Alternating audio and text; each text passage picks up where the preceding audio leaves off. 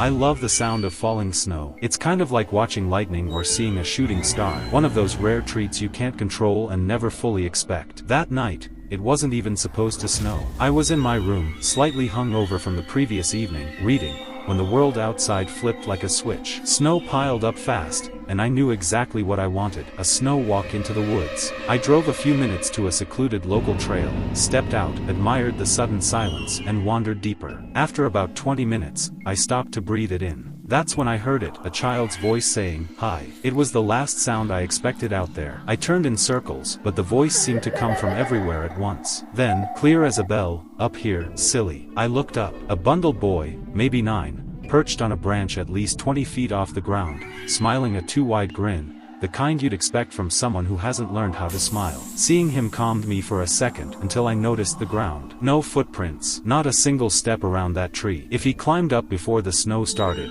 he'd been sitting there for at least 45 minutes on a perfectly straight trunk that would be nearly impossible to shimmy. I asked how he got up. "It's a secret," he said, grin locked in place. Then he stood up, balanced on the branch, and whispered, "Watch this." Without warning, he leaned back and fell 30 feet, straight down, onto his back with a thud that froze my blood. I screamed, expecting the worst, but he sprang up and sprinted into the trees, cackling. Something in me snapped and I ran after him, following the fresh prints. His laughter echoed, taunting, getting under my skin. As I passed a tree, something latched onto my back and yanked me down. He was on me, clawing at my neck and shoulders with wild, wailing screams. I fought blind, flung him off with everything I had, and he darted deeper into the woods, still laughing. I stood shaking, hands slick with my own blood, hat wrapped tight around my neck for pressure, and the world tilted into panic.